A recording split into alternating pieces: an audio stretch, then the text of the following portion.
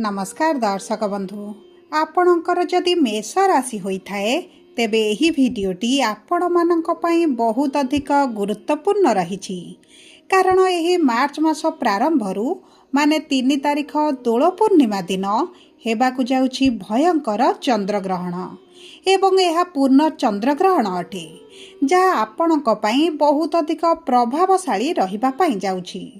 दीर्घ 139 वर्ष परे हेबाकु जाउछि ग्रस्तोदय चंद्रग्रहण एवं यही ग्रहणर प्रभाव समस्त 12टी जाक राशि उपरे रहिबा पई जाउछि।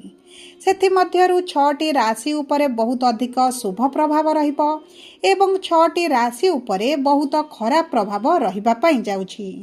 देखंतु एही ग्रहण परे ग्रह मानक गोचर रे आसीबो बड़ परिवर्तन तेणु करी आपणक पई शुभ ना अशुभ प्रभाव रहिबो एवं केउ क्षेत्र रे अधिक हानि पहुंचाइबो एवं केते दिन पर्यंत एहार प्रभाव आपणक जीवन रे रहिबो एवं सबुठारु बड़ कथा हला केउ दिग प्रति अधिक सावधान रहिबाकु पड़िबो एही वीडियो रे विस्तृत भाव रे आलोचना करिबा।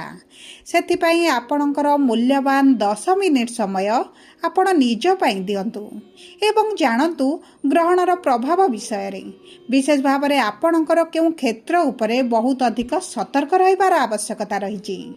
किंतु भिडियोटी आरंभ करिबा पूर्वरु जदि आपणकर भी मेष राशि होइथाए एवं आपण भी ईश्वर को आंतरिक भक्ति एवं विश्वास करंती तबे भिडियोटी को लाइक करंतु। कमेंट बॉक्स रे जय जगन्नाथ जय मां लक्ष्मी अवश्य लिखि दियंतु। ता सहित आम सह जोगाजोग करिबा पई भिडियोर मध्य भागर एक व्हाट्सएप नंबर टी दिया जाइछि जो नंबर साहाय्य आपण आम सह जोगाजोग करी निजर नूतन कुंडली प्रस्तुत करि परिबे कुंडली विश्लेषण कराई परिबे किंबा आपणकर चाकरी विवाह व्यवसाय प्रेम संपर्क शिक्षा स्वास्थ्य को नहीं किछि समस्या रहिछि ताहार सहजरे एवं स्वल्प मूल्य रे समाधान करि परिबे। सेतिपई आपण आम सह वीडियोर शेष पर्यंत जोड़ी होई रुहंतु एवं व्हाट्सएप नंबर माध्यम रे आम सह जोगाजोग करी खूब कम मूल्य रे आपणक समस्यार समाधान करंतु। एबे आसंतु कार्यक्रमटी को आगक बढ़ाइबा एवं जानिबा एही ग्रहणर प्रभाव आपणक पई केमिति रहुछि। देखंतु दर्शक बंधु 6टी भाग्यशाली राशिंक उपरे शुभ प्रभाव पड़िबा पई जाउछि एवं सही भाग्यशाली राशि मध्यरु आपणक मेष राशि मध्य बहुत अधिक भाग्यशाली रहिछि। जो मानकर भाग्यटी एही चंद्रग्रहण परे सूर्यंक परि चमकिबा आरंभ करिबो। तेबे आसंतु जानिबा आपणकर नक्षत्र अनुसार आपणको केउ केउ क्षेत्र रे की प्रकार शुभ प्रभाव पड़िबा पाई जाउछि। देखंतु दर्शक बंधु मेष राशि रो 3टी नक्षत्र रहिथाए अश्विनी मेष द्विजा मेष एवं कृतिका मेष। सर्वप्रथम जानिबा अश्विनी मेष 1/1 मेष राशि रो व्यक्ति विशेषंकर एही दोल पूर्णिमा पा एही ग्रहण परे किपरि रहिबा आगामी 2-3 मास पर्यंत। देखंतु केतु हेउचंते आपणकर नक्षत्र अधिपति एवं राहु आपणकर लाभर गृह रे मनस्कामना गृह रे विराजमान करी आपणकर एकादश भाव रे ग्रहण लागिबा पई जाउछि। तेणु करी आपणकर इनकम रे वृद्धि घटिबो। जदि आपण चाकरी करिसंती किंबा आपण व्यवसाय करूचंती जे कोनोसी कर्म क्षेत्र रे आपण छांतु निश्चित भाव रे शुभ परिवर्तन देखिबा को मिलिबो। एही समय मध्य रे आपणकर रोजगार को आपण वृद्धि करिवे किछटा साइट रे इनकम करि पारंती किंबा किछटा साइट रे आपणकर व्यवसाय आरंभ करि पारंती जे कारणरू आपणकर आर्थिक स्थिति रे मध्य आसीबो बड़ परिवर्तन। ता सहित देखंतु आपणकर किछि ना किछि आशा अभिलाषा मध्य एही आगामी 2-3 मास मध्य रे पूर्ण हेबा पई जाउछि। आपणकर जदि कर्म क्षेत्र रे इंक्रीमेंट हेबार थिला सैलरी बढ़िबार थिला पोस्ट रे परिवर्तन हेबार थिला प्रमोशन हेबार थिला तेबे मध्य एही समय मध्य रे आपणकर होइजिबो। ता सहित जदि आपण नूतन चाकरी रो संधान रे रहिचंती नूतन व्यवसाय आरंभ करिबा पई चाहुचंती तेबे अति उत्तम समय रहिबो। आपनको विभिन्न प्रकार सुजोग मान आसीबो। एही सुजोग रा आपनको फायदा उठाइबार अछि। एही सुजोग को आपण हाथ छडा करंतु नाही। देखंतु राहुंकर सप्तम दृष्टि आपणकर शिक्षा गृह रे संतानर भाव रे एवं प्रेम संपर्क उपरे थिबारु आपणको प्रेम संपर्क रे आसीबो बड़ परिवर्तन। उभय जदि विवाह करिबा पई चाहुथिले तेबे आपणको विवाह रे जो बाधा विघ्नर सम्मुखीन हेउचंती सेही सब समस्या गुडी आपणकर दूर होई जिवो। आपणकर विवाह होई पारे एवं ता सहित जो व्यक्ति माने संतानर अपेक्षा रे रहिथिले संतान सुखरु वंचित रहिथिले आपण मानकु संतान सुख मध्य प्राप्त हेबो। उच्च शिक्षा करिबा पई बड़ सुजोग मान आसीबो। आपणको मन पसंदर कॉलेज हेउ स्कूल रे हेउ आपणकर एडमिशन मिल जिवो। मन पसंदर कोर्स करेंगे।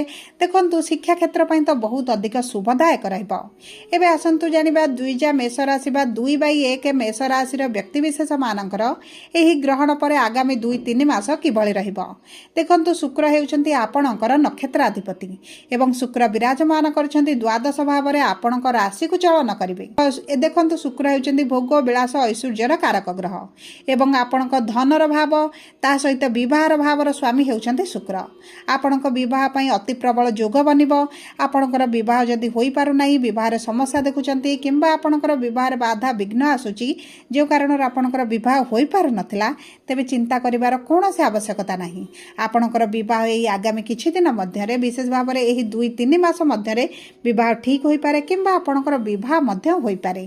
ता सहित जदि आपणक वैवाहिक संपर्क रे किछि समस्या चलीथिला, विवाह पति पत्नी मध्यरे तिक्तता बढ़ी जाइथिला, मनमालिन्य मतभेद चलीथिला, आपण संपर्क रे असंतोष रहुथिले, विभिन्न प्रकार कारण को नै आपण चिंतित रहुथिले, तेबे एही सब चिंता गुडी आपणकर दूर होई जिवो।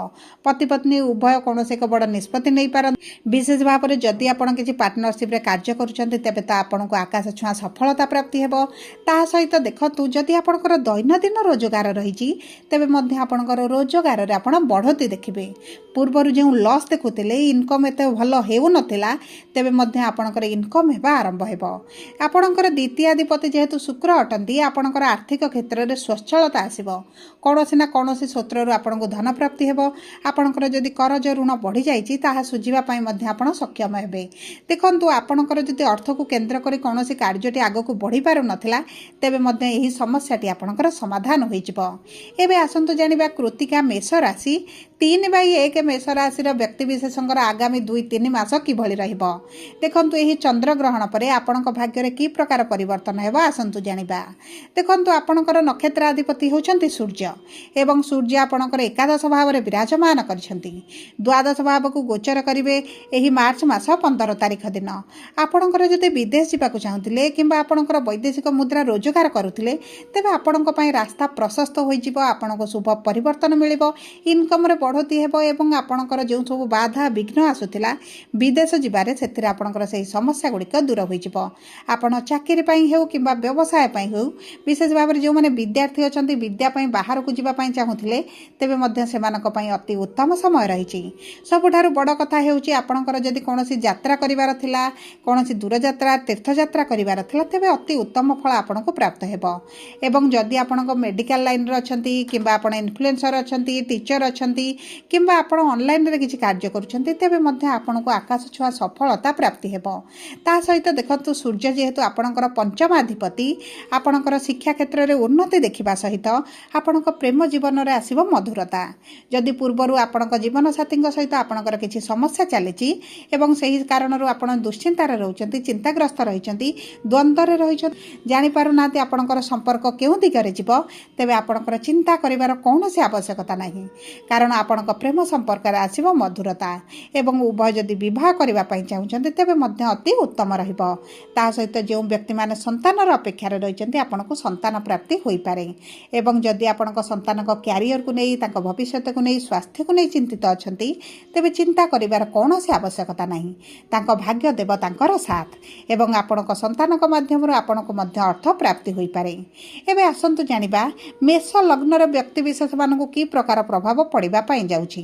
देखंतु आपणकर राशि जहाँ भी होइथाउ, जदि आपणकर लग्नटी मेष होइथाए, तेबे मध्य आपणको शुभ फल प्राप्ति हेबो। जदि आपणकर राशि रे किछि खराब प्रभाव पड़िबार अछि किंतु आपणकर लग्न रे शुभ प्रभाव अछि, आपणकर अधिकांश अशुभ फल मध्य क्षय होई जिवो एवं शुभ फल प्राप्ति करिवे। देखंतु आपणकर लग्न जेहेतु मेष होइछि, आपणकर एकादश भाव में ग्रहण लागुथिबारु आपणको स्वास्थ्य रे आसीबो बड़ परिवर्तन। जदि आपणकर स्वास्थ्य रे किछि समस्या रहितला ताहा आपणकर दूर होई जिवो। किछिटा पुराना स्वास्थ्य समस्या पई आपण कष्ट रे पीड़ार रहितले सेथिरु मध्य आपण बाहर को आसीबे। आपणको क्यारियर रे ग्रोथ आसीबा सहित आपण चालाक चतुर बुद्धिमान होई आपणकर कार्य गुडी को हासिल करिवे। ता सहित आपणकर भाग्य जेहेतु आपणकर साथ देबा पई जाउछि, आपण माटी छुइले मध्य सुना होई जिवो। आपण एही समय मध्य रे गृह हेउ, जागा हेउ, किछु जान वाहन किंबा किछि बड़ जिनिस क्रय करिबा पई चाहुछन्ते, तेबे मध्य आपणको शुभ फल प्राप्ति हेबो। सबु पर देखंतु मेष राशि रे व्यक्ति विशेषंक पई एही ग्रहणटी बहुत अधिक शुभदायक रही। सबु पर अशुभत्व को दूर कर शुभाशुभ फल को वृद्धि करने आप ଆପଣ ପ୍ରତିଦିନ ମଙ୍ଗଳଙ୍କର ବୀଜ ମନ୍ତ୍ର ଜପ କରନ୍ତୁ ଏବଂ ଏହି ଚନ୍ଦ୍ରଗ୍ରହଣ ଦିନ ଆପଣ ହନୁମାନ ଚାଳିଶା ପାଠ କରିପାରନ୍ତି, ବିଷ୍ଣୁଙ୍କର ମନ୍ତ୍ର ଜପ କରିପାରନ୍ତି କିମ୍ବା ଆପଣ ଓಂ ନମ ଶିବାୟ ମନ୍ତ୍ରଟିକୁ ପାଠ କରନ୍ତୁ। ତାହା ସହିତ ଗ୍ରହଣର ପରଦିନ ସୂର୍ଯ୍ୟଙ୍କୁ ପ୍ରାତଃ ସମୟରେ ଜଳ ଅର୍ପଣ କରିବା ସହିତ କିଛି ନାଲି ରଙ୍ଗର ଫୁଲ ମିଶାଇ ଯଦି ଆପଣ ଜଳ ଅର୍ପଣ କରନ୍ତି ଆପଣଙ୍କ ପାଇଁ ଶୁଭଦାୟକ ରହିବ। ଆପଣ ପ୍ରଭୁ ଗଣେଶଙ୍କର ପୂଜାର୍ଚ୍ଚନା କରନ୍ତୁ। ଗୁରୁବାର ଦିନ ଗଣେଶଙ୍କ ପାଖରେ ଦୁବ ଘଷା ଲଡୁ ଅର୍ପଣ କରନ୍ତୁ। ସୂର୍ଯ୍ୟଙ୍କର ହୃଦୟ ଆଦିତ୍ୟ ସ୍ରୋତ ପାଠ କରନ୍ତୁ ଏବଂ ଚେଷ୍ଟା କରନ୍ତୁ କିଛି ଗରିବ ଲୋକମାନଙ୍କୁ କମ୍ବଳ କିମ୍ବା ସୋରିଷ ତେଲ ହେଉ କିମ୍ବା ଲୁହା ଜାତୀୟ ଜିନିଷ କିଛି ଦାନ କରିବା ପାଇଁ। ଆପଣଙ୍କୁ ଶୁଭ ଫଳ ପ୍ରାପ୍ତି ହେବ। ଯଦି ଆପଣଙ୍କର ମେଷ ରାଶି ହୋଇଥାଏ ଭିଡ଼ିଓଟି କିଭଳି ଲାଗିଲା କମେଣ୍ଟ ବକ୍ସରେ ଲେଖି ଜଣାନ୍ତୁ। ଯଦି ଆପଣଙ୍କ ପ୍ରିୟଜନଙ୍କର ମେଷ ରାଶି ହୋଇଥାଏ ଭିଡ଼ିଓଟି ତାଙ୍କ ସହିତ ସେୟାର କରନ୍ତୁ। ଯଦି ପ୍ରଥମ ଥର ଆମ ଚ୍ୟାନେଲକୁ ଆସିଛନ୍ତି ଚ୍ୟାନେଲଟିକୁ ସବସ୍କ୍ରାଇବ୍ କରନ୍ତୁ।